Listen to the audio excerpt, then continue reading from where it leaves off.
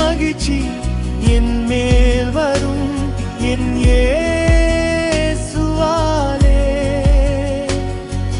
நித்திய மகிழ்ச்சி என் மேல் வரும் என்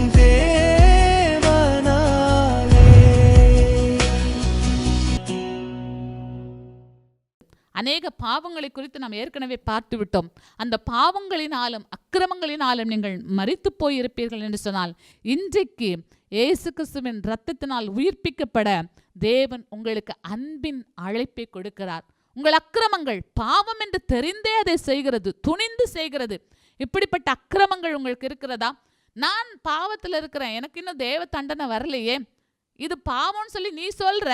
ஆனா நீ விரும்புகிற மாதிரி எந்த தண்டனையும், நீ எதிர்பார்க்கிற மாதிரி எந்த தண்டனையும், நீ சபிக்கிற மாதிரி எந்த தண்டனையும், நீங்கள் வேதத்திலிருந்து சொல்லுகிற மாதிரி எந்த தண்டனையும் எனக்கு வரவில்லை என்று நீங்க சொல்றீங்களா? தேவன் உங்களிடத்தில் பொறுமையா இருக்கிறார்.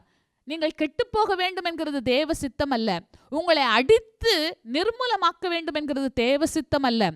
ஆண்டவர் பாவிகளை நேசிக்கிறார். இயேசு கிறிஸ்து பாவிகளை நேசிக்கிறார், பாவத்தை வெறுக்கிறார். இயேசு கிறிஸ்து உங்களை நேசிக்கிறார், நீங்கள் செய்கிற பாவங்களை வெறுக்கிறார். இயேசு கிறிஸ்து உங்களை நேசிக்கிறார், நீங்கள் செய்கிற அக்கிரமங்களை அவர் வெறுக்கிறார்.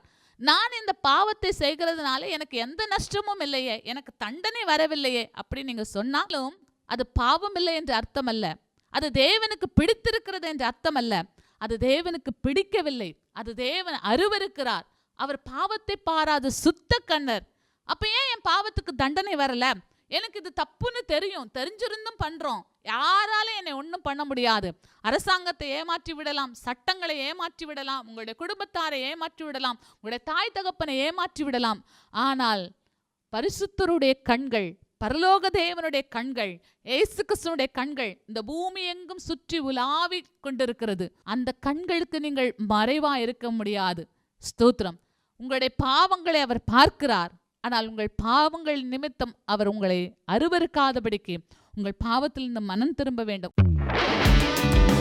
புதிய கோட்டை ஆலயம் புதிய பேருந்து நிலையம் அருகில், திருநெல்வேலி 620007 தமிழ்நாடு, தென்னிந்தியா. இணையதள முகவரி www.fortopriceministries.org.